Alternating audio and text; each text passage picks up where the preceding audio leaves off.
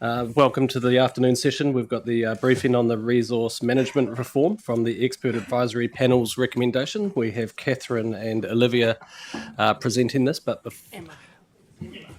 Oh, I've got the wrong names. I apologise, Emma. I was looking down at the piece of paper and not at you. But to start off, we will have the Chief Executive is going to start us off with a few words, and then we'll pass it over to the end of the table. Thank you, through you, Chair. This is obviously a moment we've been waiting for some time. There's a significant amount of change coming our way. This is effectively the backbone of regional government in terms of what we do and how we do it. So the importance of this can't be kind of over-egged. The other parts that I just highlight are that we have always and we continue to focus on being a one ECAN. How do we together, staff and councillors, work through this?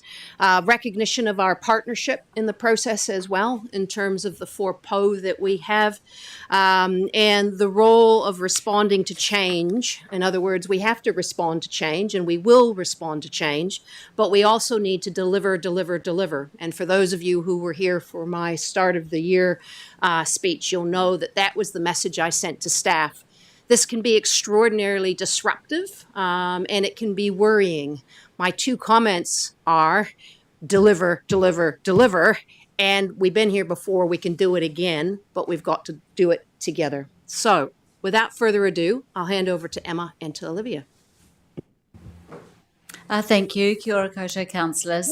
And I'm going to hand over very shortly to Olivia as the sort of expertise in the subject matter, but just wanted to make the point that at the Strategy and Policy Committee yesterday, we brought forward the committee's forward work program and also had a discussion there just of the number of government consultations and reform agenda that we are responding to.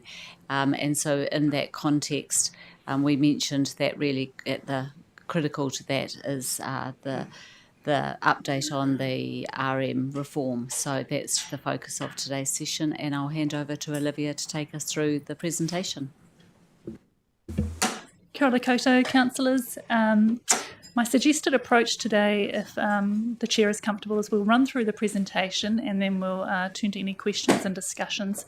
As I go through this, I'll be updating councillors on any new information that we might have since the briefing was prepared. Continues to be a really fluid space, so we're getting little tidbits of information as it comes to hand.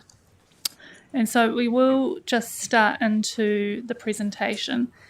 And I just want to highlight 3 things in terms of the purpose here. One of them is that we have an expert advisory group's set of recommendations, and then separate to that we have cabinet decisions.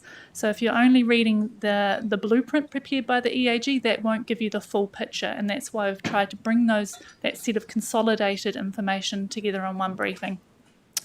We've highlighted through this some potential impacts and implications for the council work programs, and that's relevant in terms of the commitments that you've made to communities through the long-term plan, and we want to highlight those to you initially. Obviously it's a high-level scan, and we'll need to delve into the detail a bit more.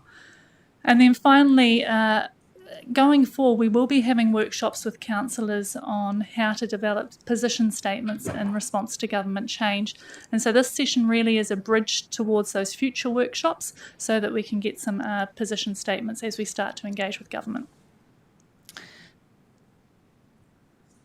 I won't labour this point because councillors are very familiar with the significance of these proposals. What I will signal, however, is that it's clearer now that the enactment of the replacement resource management legislation will be within this parliamentary term. At one point it might look as though that timeframe might not be met, but it's clearer now, at least from the announcements recently, that that is the intent.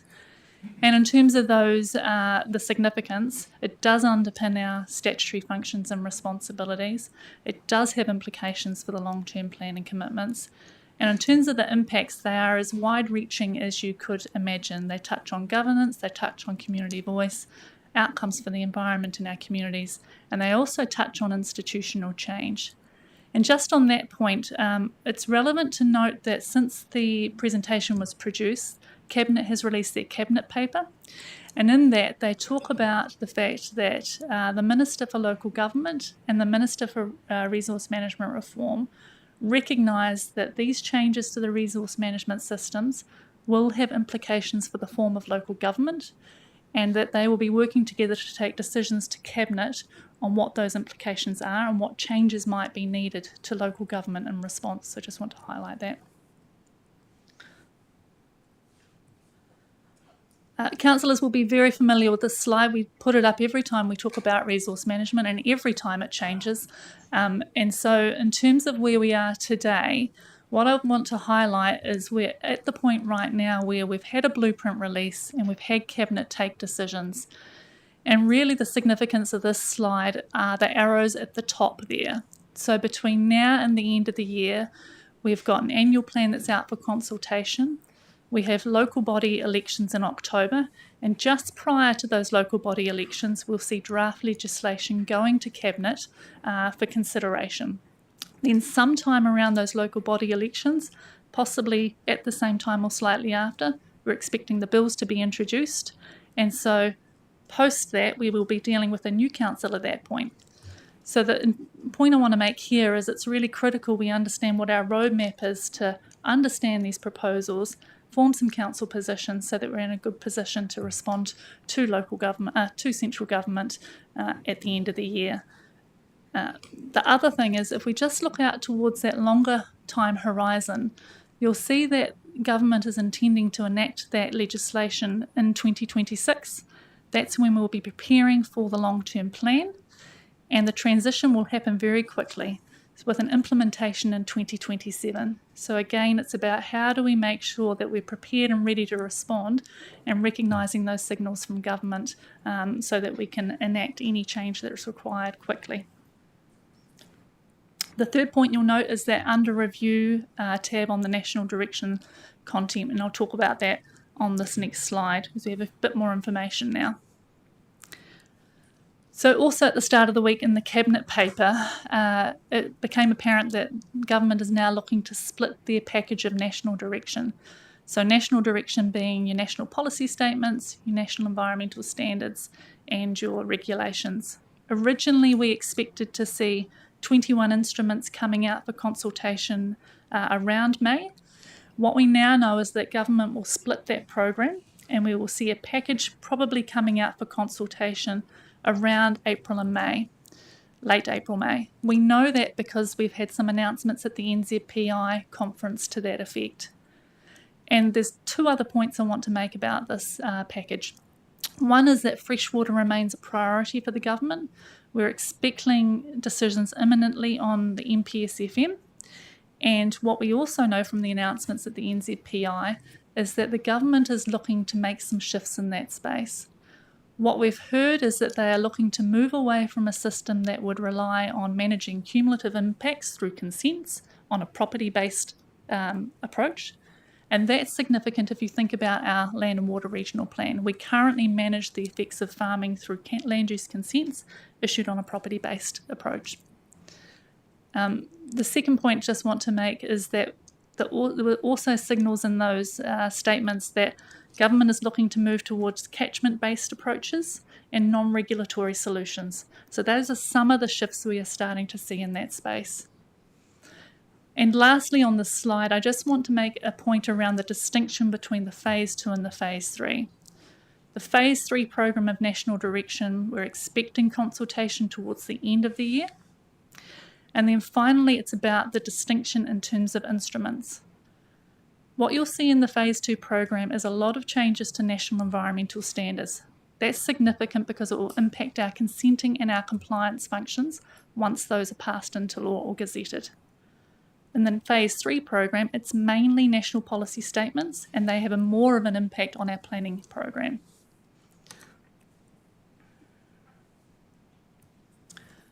So councillors will be aware that the expert advisory group was appointed to make recommendations to government.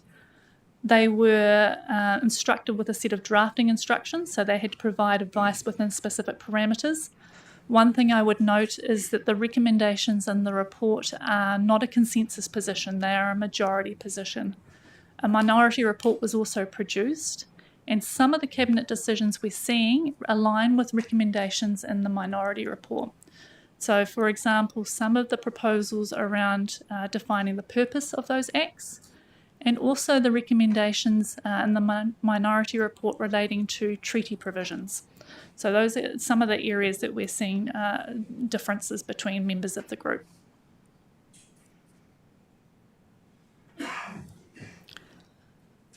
So in terms of the government response, the Cabinet's issued its decision or announced its decisions on the blueprint that happened last Monday. What I think is relevant to note was the language used by the Minister. He said they're looking to move at pace with regards to implementation of the system. They're looking for a much more liberal planning system, and they want to work with other parties to try and progress RM reform. So they have extended invitations to the Labours and Greens to work on the system. In general, this blueprint provides sort of a workable basis for the design of the replacement system, but 2 recommendations were ruled outright. So the first relates to the EAG recommending that Section 8 of the RMA be transferred into the new legislation. Now, Section 8 is the clause that states that the Treaty of Waitangi principles have to be taken into account in decision making. That recommendation was not adopted by Cabinet. And the second is a reduction in the boundary of the coastal marine area. If that change had been adopted, that would have meant our jurisdictional area would have been shrunk and the EPA would have taken a larger area in terms of the exclusive economic zone. And the final point is that government is taking advice on some matters. That includes matters relating to institutional change, and in particular those areas around compliance, monitoring and enforcement, and institutional arrangements around limit setting and the role of the EPA in that process. So just want to talk about a couple of points on this slide. This is the system as we understand it to look based on the recommendations and the Cabinet decisions. There's 3 points I want to highlight. One relates to what the new planning system looks like in the future. So you'll see there that the intent is for a single plan for the region. The reason I bring this to your attention is that this is a shift away from what we see under the RMA. So our RMA is set based on a hierarchical planning system. You have a regional policy statement, you have a regional plan, and you have territorial plans. This is a shift towards a compressed planning system. Now, what we will need to understand is how that compression affects our ability to manage development within limits. So one of the questions I think is live for us is where do environmental limits sit in that planning system, and how do they interface with the development of the spatial plan chapter, the environment chapter and the planning chapter. It is a significant shift because the RMA was premised on development within limits. And lastly, just to point around the roles and responsibilities. So you'll see that there is a suggestion for an EPA-like entity with regards to compliance, monitoring and enforcement. That's an area that's still subject to future decisions, and they will be progressed in parallel. And also in terms of the EPA's role, we are still waiting a bit to see what happens in that space, except we do understand that it's looking like the EPA might have a role in setting national limits to protect human health, with regional councils retaining that function for setting them to protect the natural environment.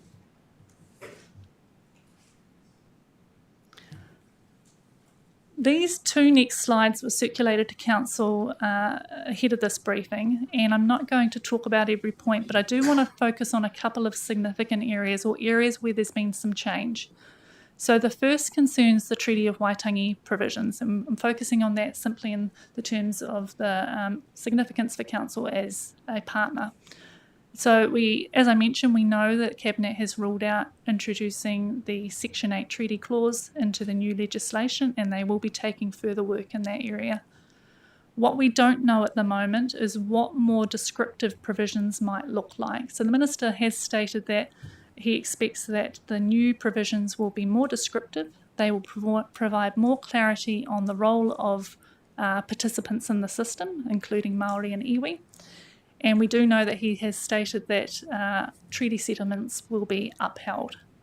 What's perhaps something that we don't know yet is whether those prescriptive provisions will constrain your ability to work as a partner, or whether they will set bottom lines in terms of processes. And we won't know that until we actually see the frame of the new legislation. And lastly, just want to talk about that point on the compliance, monitoring and enforcement. One of the things I think to be live to is the fact that the last bill that was introduced for the Resource Management Act introduced cost recovery for compliance monitoring of permitted activities. I mention this in the context that if institutional arrangements change, then the money that we expected to potentially come in for cost recovery for permitted activity monitoring may not be there in the future. In fact, that funding may go out to a separate regulator.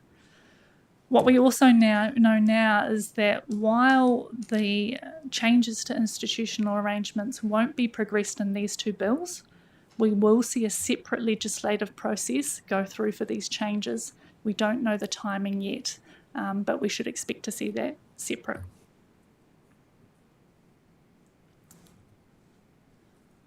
A couple of points I want to focus on this slide, and the first relates to charging for use of resources.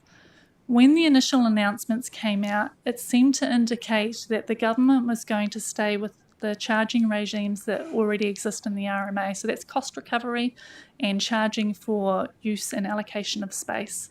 It's now clearer they're looking at charging for use of resources. The particular types of mechanisms are still to be clarified. But in the context of Canterbury, which is a region where we have over-allocated resource, it's relevant to note that the EAG recommended some fees and levies be applied to use of resources. So one of those being a fee being imposed on all users in the catchment, which would be used to establish a system for resource charging. The second being a levy. So a levy put on all users of resources in over-allocated catchments, with the contribution and funds being used to, for environmental action over time.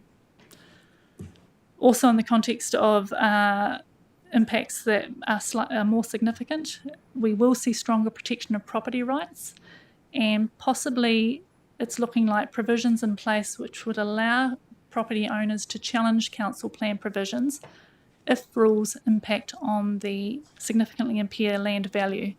I mention that because that's relevant in the context of our planning approach, where often we require restrictions on land use in order to achieve environmental outcomes.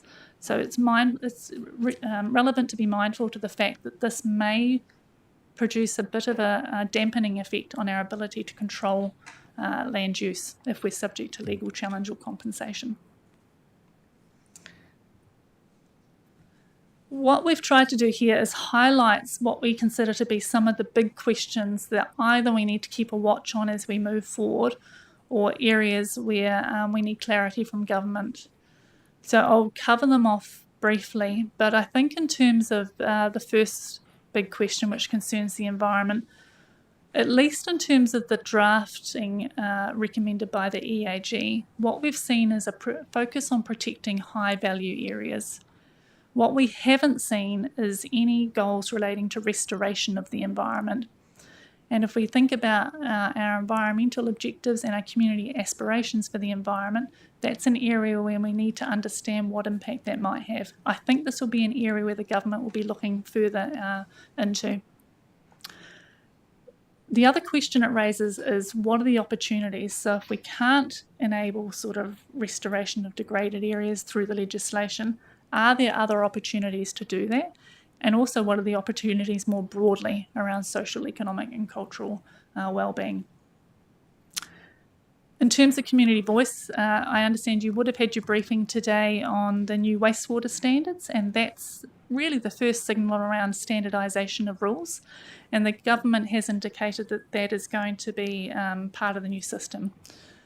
The question for us as a regional council is, how do we provide for those community voice and aspirations to be accommodated in the new system, and how well will we be able to regulate activities if rules are standardised?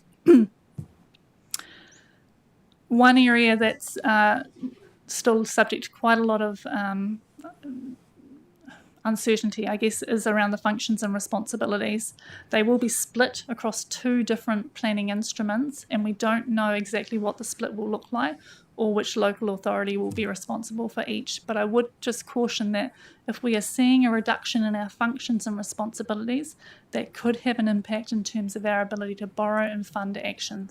So, for example, a CME was to be taken out of regional government or local government as a whole. And then lastly, in terms of the partnership aspect, I've mentioned that we're looking at more prescriptive and potentially narrower treaty provisions.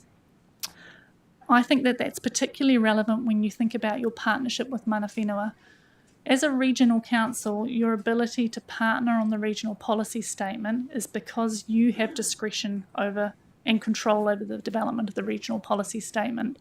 We are moving to a system where it'll be joint responsibility between local government, and at least the indications are at the moment that those will be decisions for local government, and it appears as though mana whenua's participation role in the system is more passive, not necessarily a role at the decision-making table.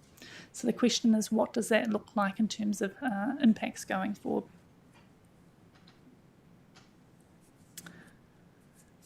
So decision-making, I've alluded to the fact that there will be some questions around decision-making arrangements. For Canterbury, I think we need to be alive to the fact that when we're developing a chapter of a spatial plan, there will be a number of parties at the decision-making table and with different interests that will be wanting to be progressed. So what we don't know at the moment is what those decision-making arrangements will be looking like and how decisions will be made. Will they be made on the basis of majority or consensus? And how will that impact on our ability to partner with mana whenua in resource management processes?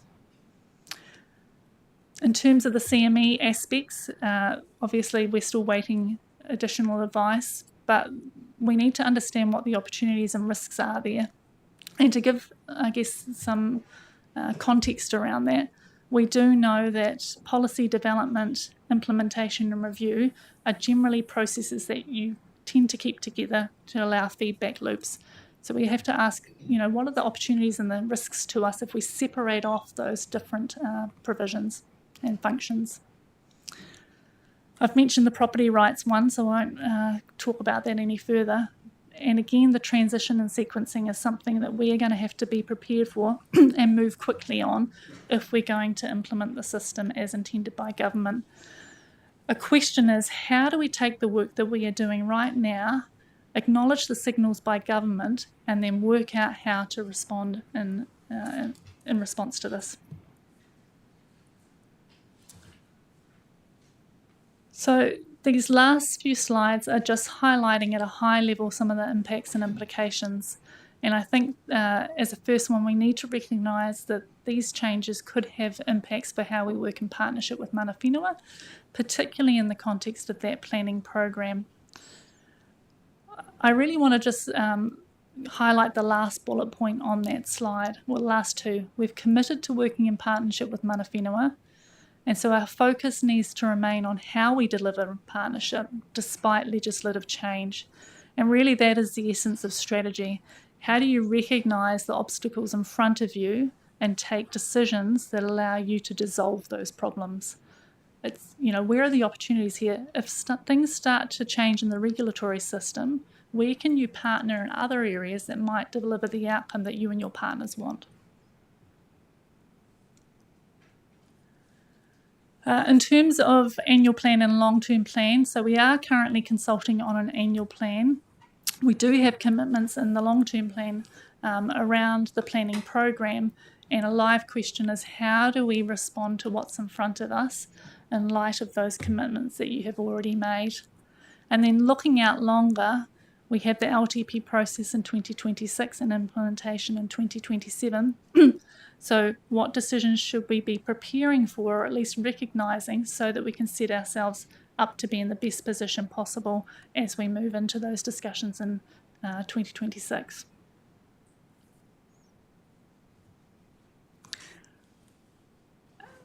In terms of the planning program, just want to highlight the fact that we've talked a lot about the Phase 3 program and the implications for it, but we do still have that national direction package landing this year. And so at least in terms of some of those instruments, it will continue to change over this time. On the slide, we've set out what the planning commitments are that we've made. I just note a correction there. It says Waitaki Plan Notify 2025. It should say Waitaki Plan Work to Development, continue investigation of development of that option. But really all I want to signal here is that there are commitments, and so you'll need to be thinking about what and if any decisions need to be taken in response.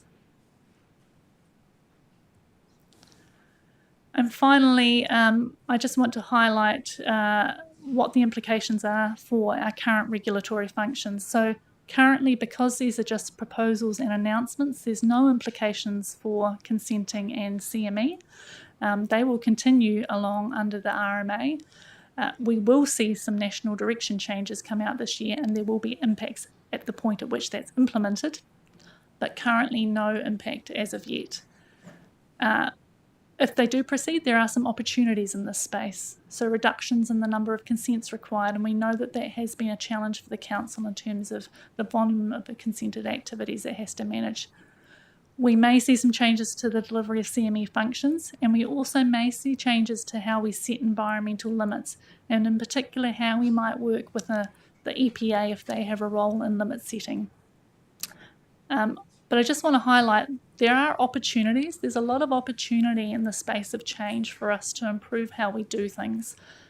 So this is as much about signalling opportunity as signalling risk.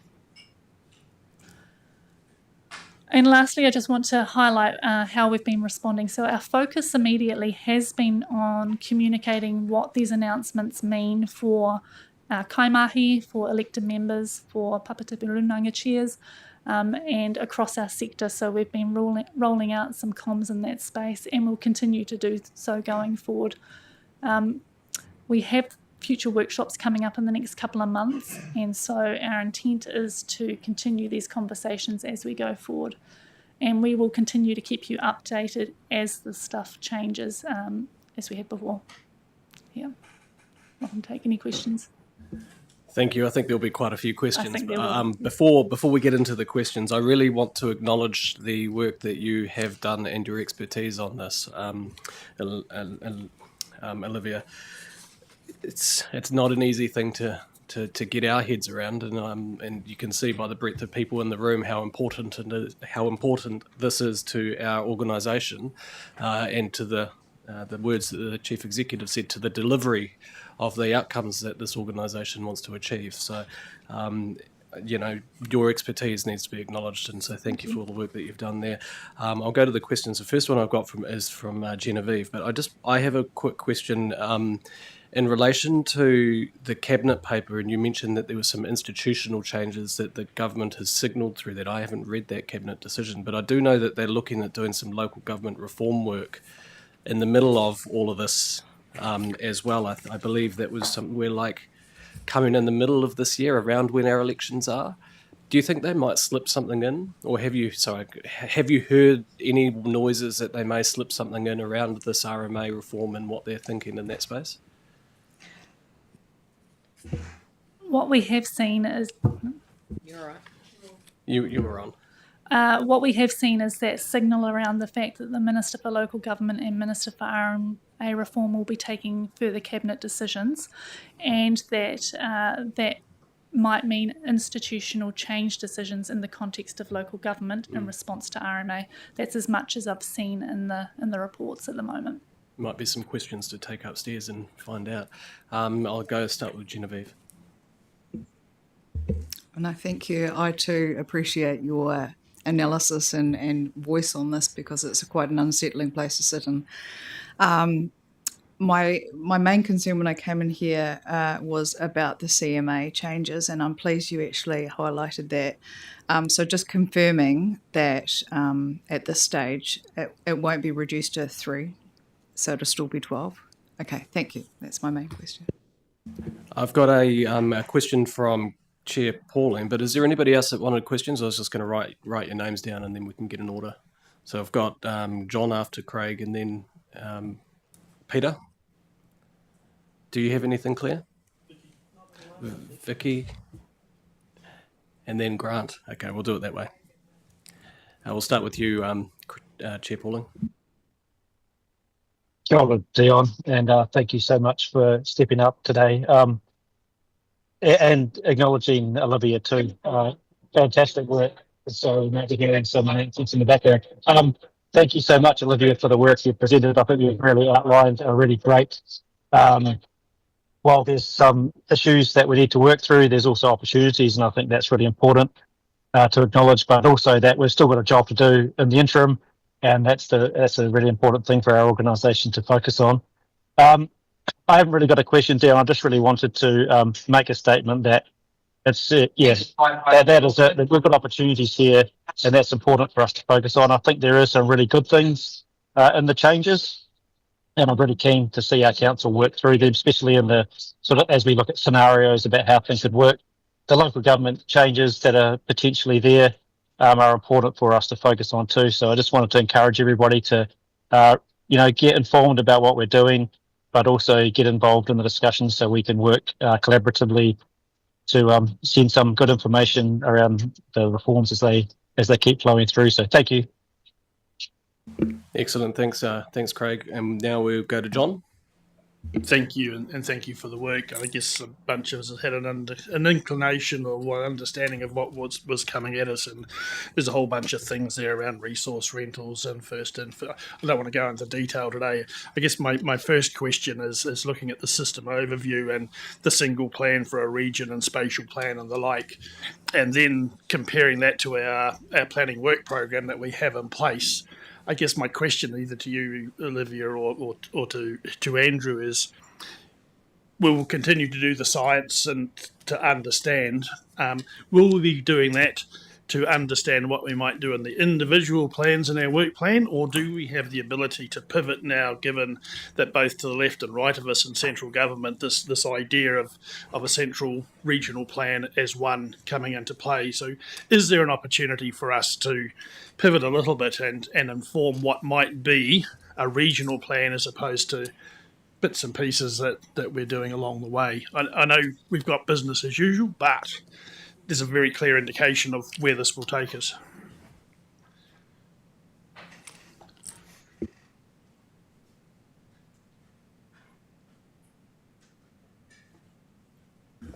I've got pretty much a one-word answer there, Councillor Sunkel, and the answer is yes. We've known that as part of our planning work program, there has been legislation or change on the horizon, not just with this government, but with the government before it. I think that one of the things that's consistent between those two is that we will be looking for one plan for the region. Now, there might be some slight differences in terms of integration, 2 acts rather than 1 act. I don't know all the details yet, but I certainly think that there's a real ability for us to be able to pivot towards this new system, just like we're already intending to pivot towards the old, the last government system. And it looks, broadly speaking, that the idea of one plan for the region is still something that we'll need to pivot to. Yeah, that word pivot keeps coming up. Peter.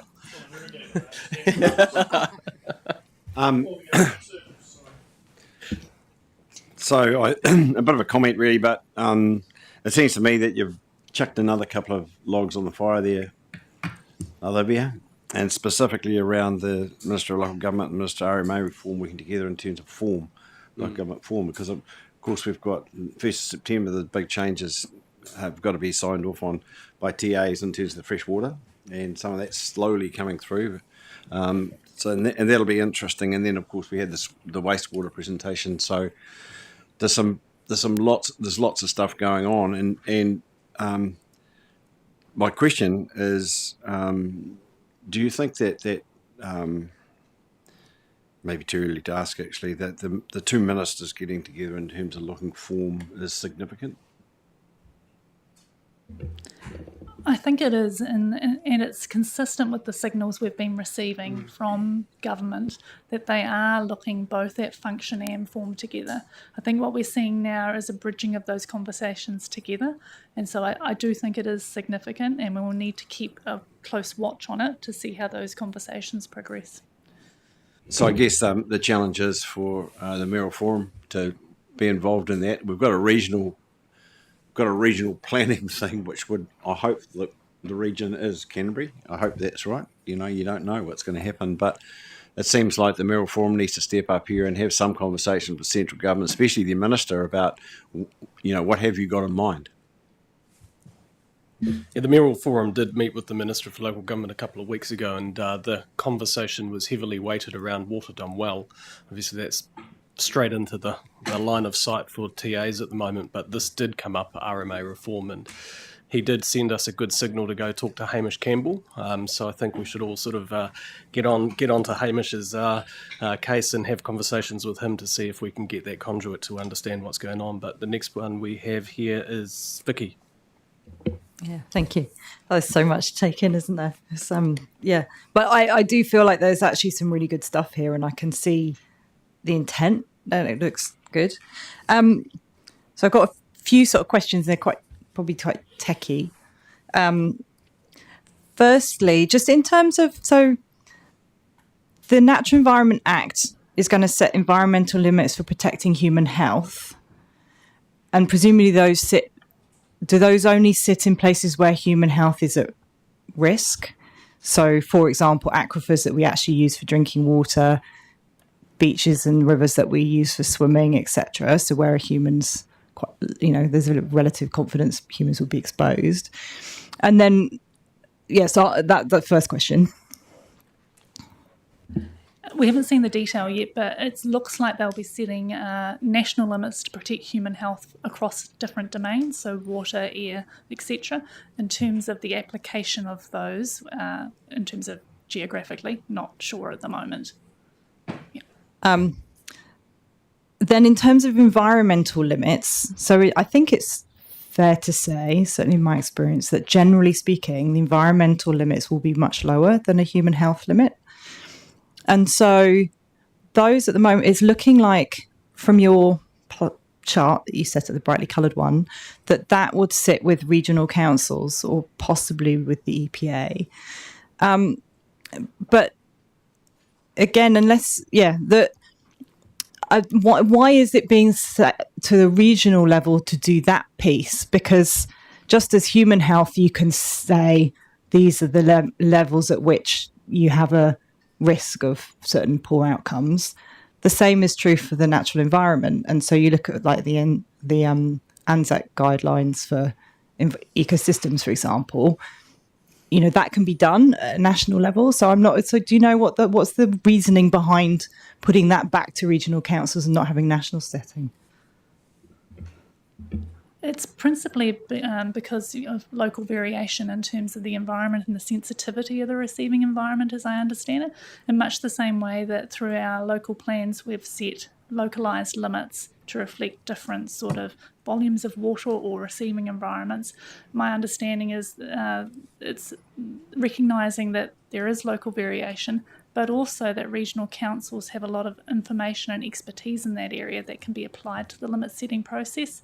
And just to also state, yes, it's my understanding and my perception too that we usually set environmental limits that are more stringent than those to protect human health. I would note that there was a comment in the expert advisory group around the fact that regional limits need to take into account a range of economic, cultural, environmental and social outcomes. I'm not sure to the extent to which that is influencing the limit setting process. That still needs to be clarified. Yeah. So does this open up...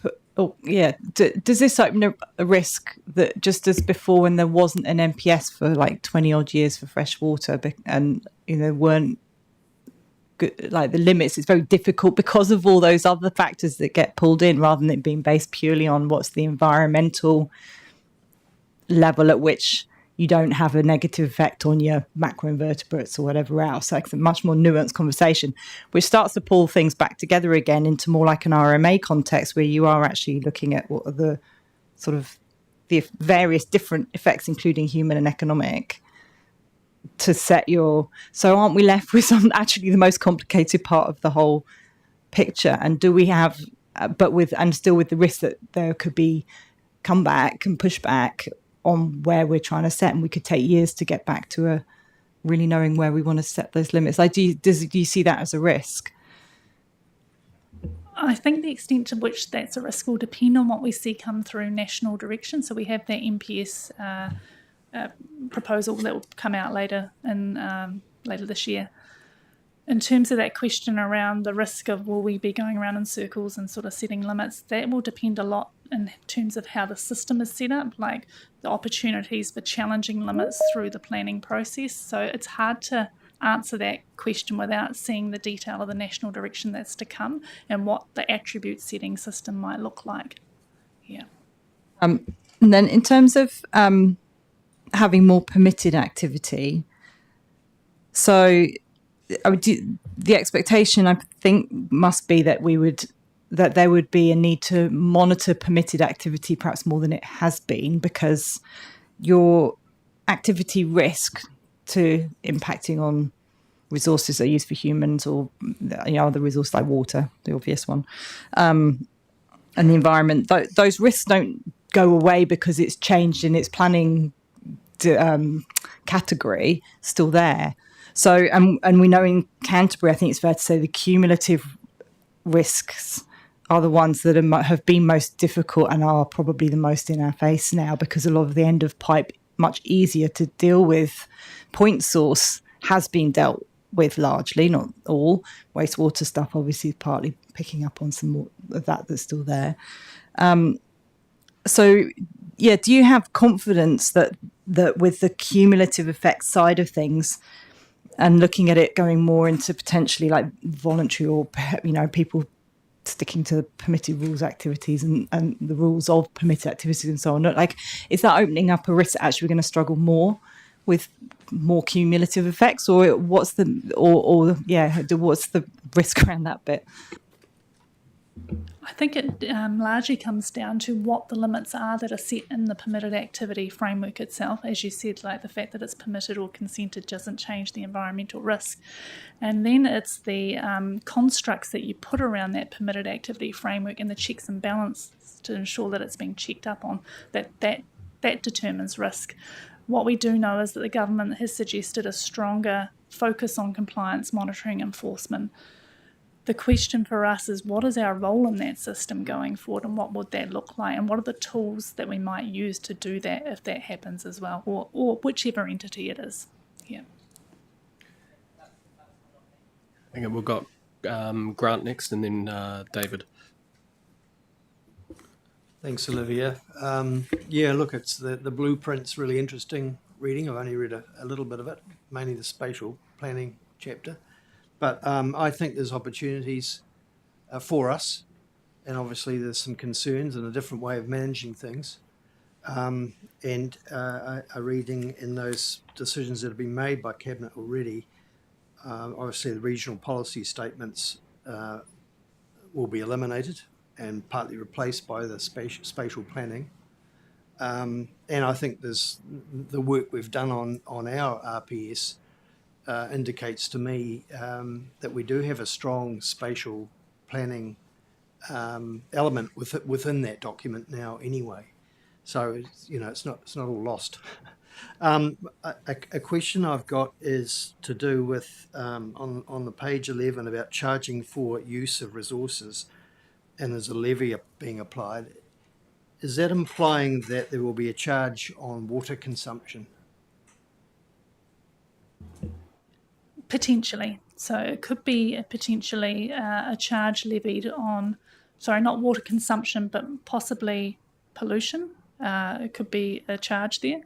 There could be a levy applied to use of any resource that affects fresh water. There's not a lot of detail in the Cabinet decision around what they're taking forward in terms of the EAG's recommendations in that space.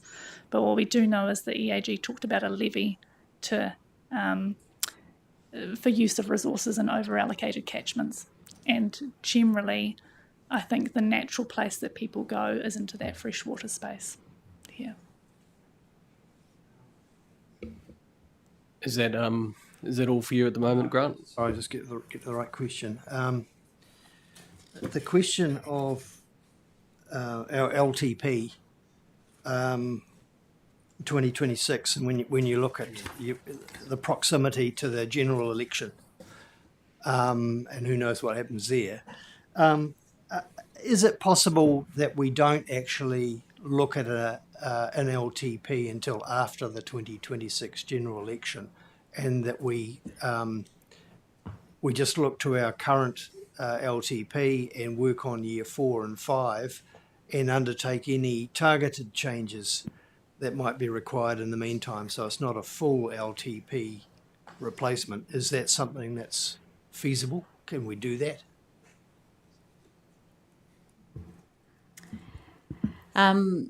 We've sort of been focused currently on developing the annual plan. I think that in terms of the LTP, we'd need to give that a lot more consideration. I am looking at our chief executive, but we'd need to have a look at, what this all meant. Thank you, Emma. Through you, Chair.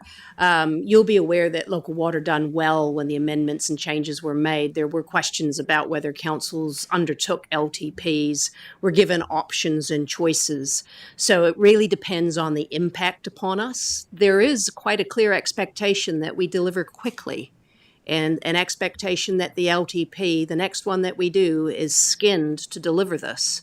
So based on the current signals, I think this government would be unlikely to be happy with us slowing things down. And you'll remember that we're consistently told if it's in legislation, you do it. It's not until things are actually formally changed. So even a new government, which you don't know what it will be, and you don't know what policies it might put in, let alone the time frame for legislative change, really can't be considered by an organization like this. We have to take what's in front of us and activate it.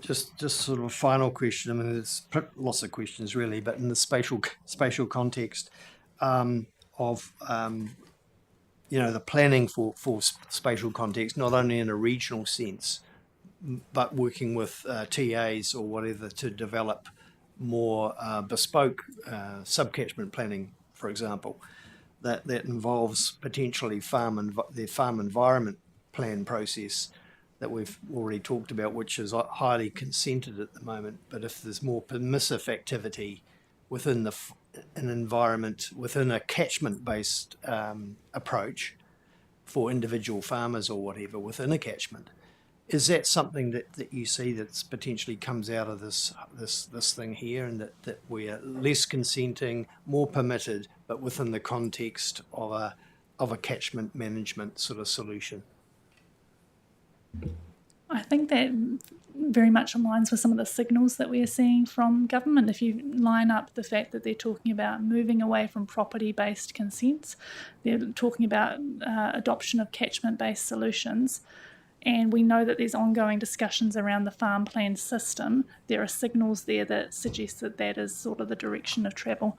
On the farm plan proposals, I might just add that what we know at the moment is that the second resource management bill that's out for consultation had some farm plan proposals in it.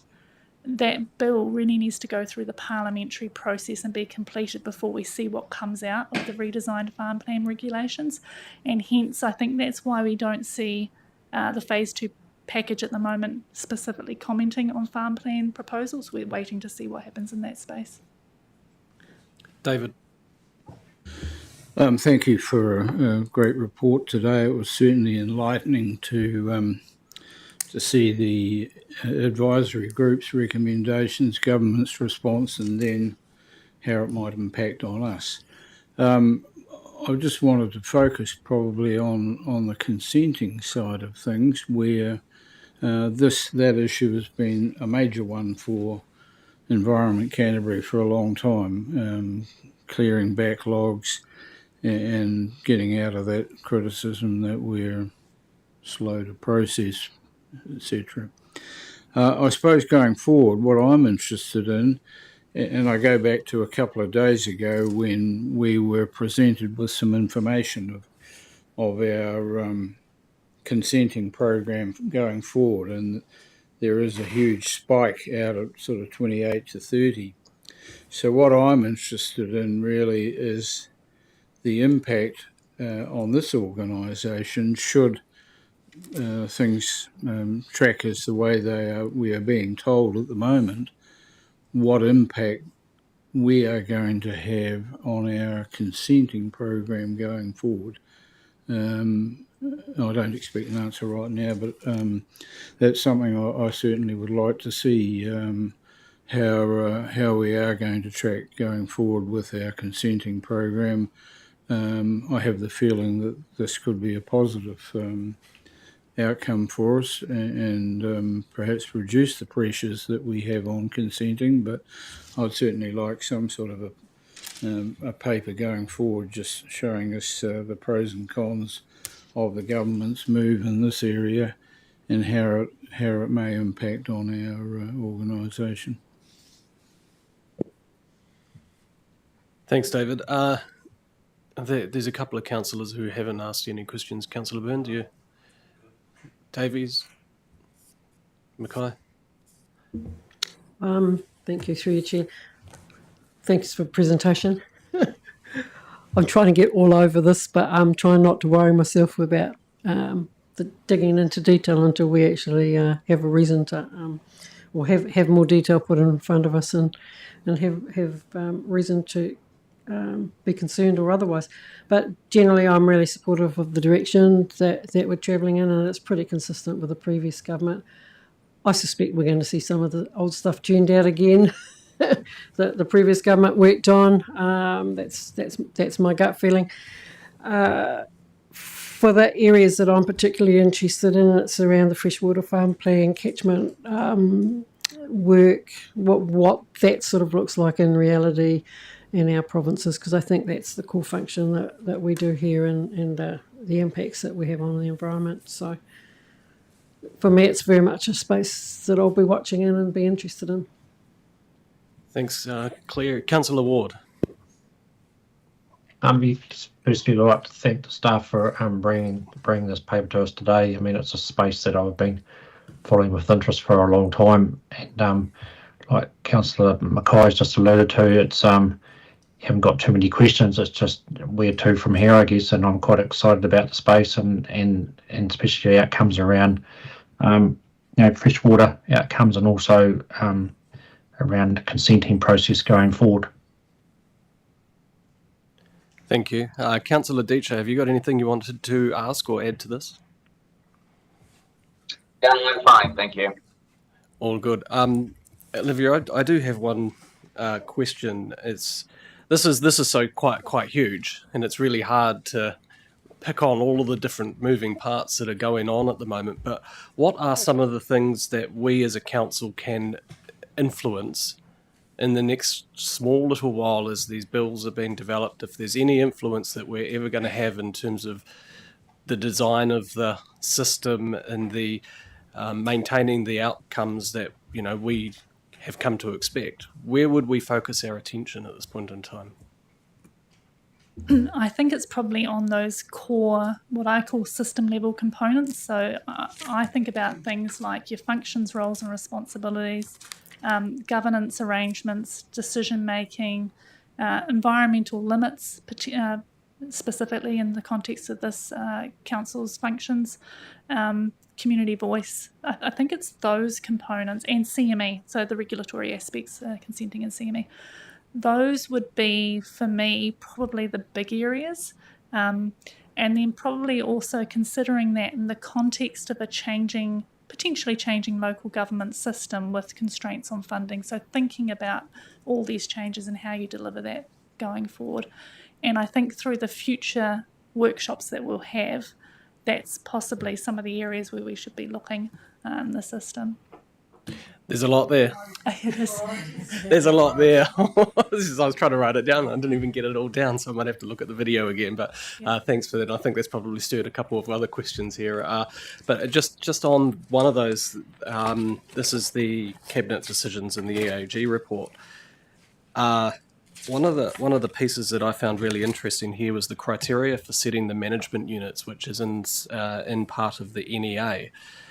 Have you got any understanding of what that looks like or what that might be? And is that aligned with what we did with our regional policy statement in terms of those freshwater management units direction that we were heading that way? Because I'm just thinking, is there an opportunity for us to influence the work that we've already done to help the establishment? Because they haven't even looked at that. It's just they're saying here that they need to start looking at setting the methodology for this. So I don't quite have the detail in my head around what the criteria were. You might have to refresh my mind on what it said in that part of the report.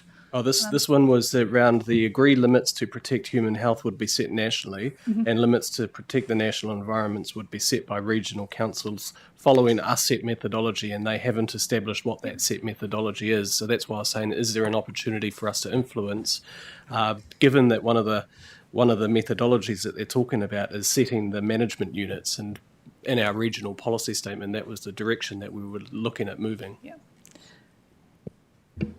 Yes, and I think, again, this intersects quite closely with some of the national direction aspects that we'll see, particularly in the freshwater space. So they adopted an attributes framework and a methodology for that previously. We'll need to see what a new MPSFM looks like. The criteria that you read out there very much also aligns with where the previous government was going in terms of looking at setting methodologies and limits focused around domains. I haven't seen any indication at the moment of what the methodologies might look like.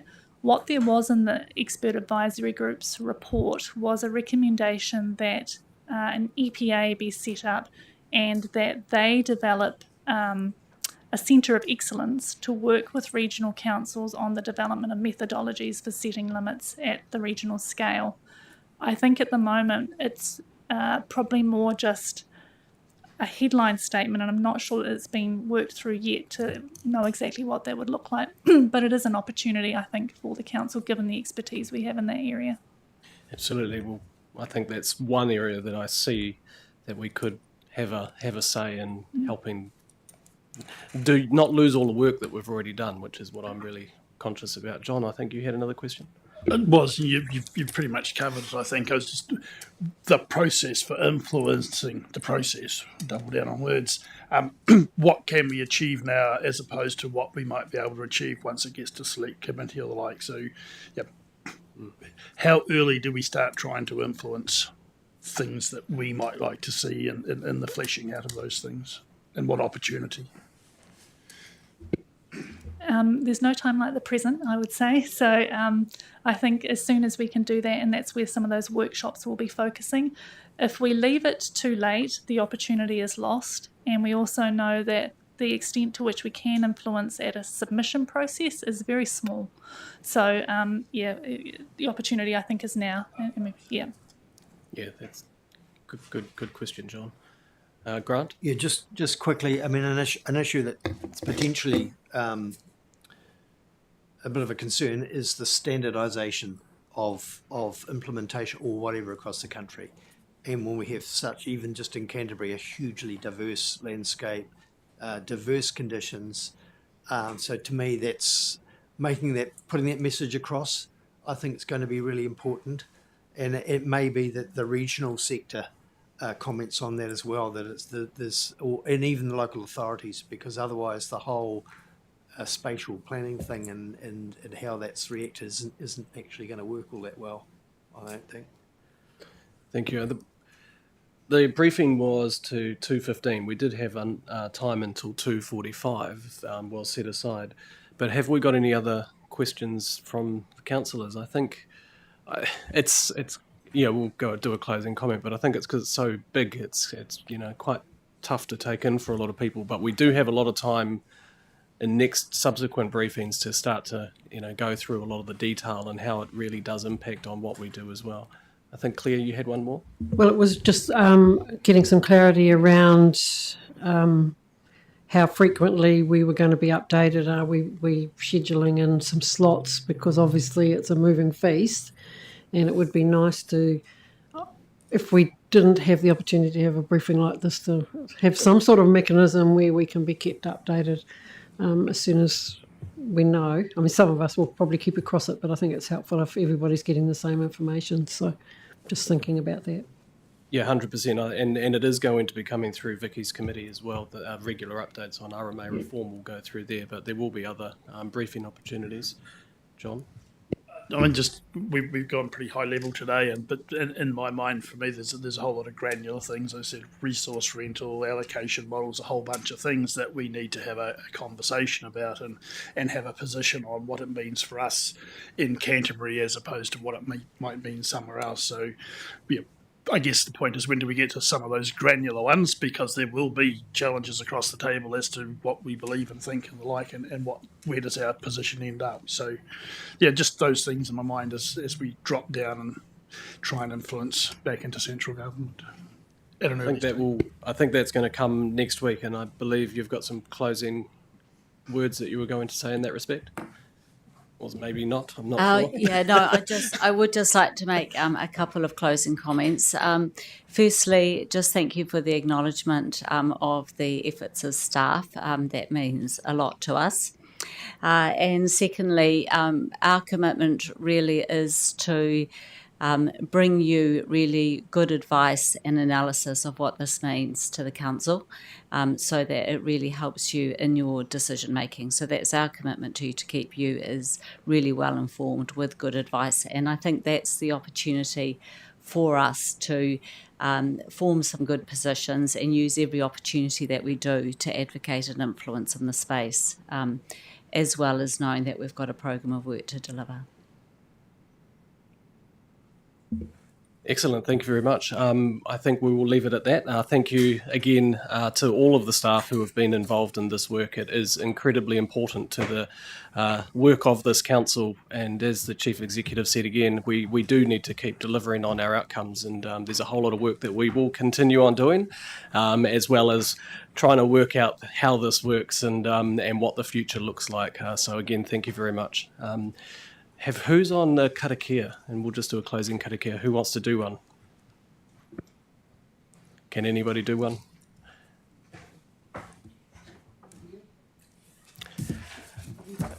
No, I don't have it in front of me. Is Genevieve, you going to give it a go? No? Here's Grant. Oh, Joe. There you go. Joe's got it. Whakatakata hau ki te uru. Whakatakata hau ki te tonga ki a mākina kina ki uta ki a mātaratara ki tai. E hiaki ana te atakura he tio he huka he hauhu te he mauri ora. Kia ora everybody, thank you.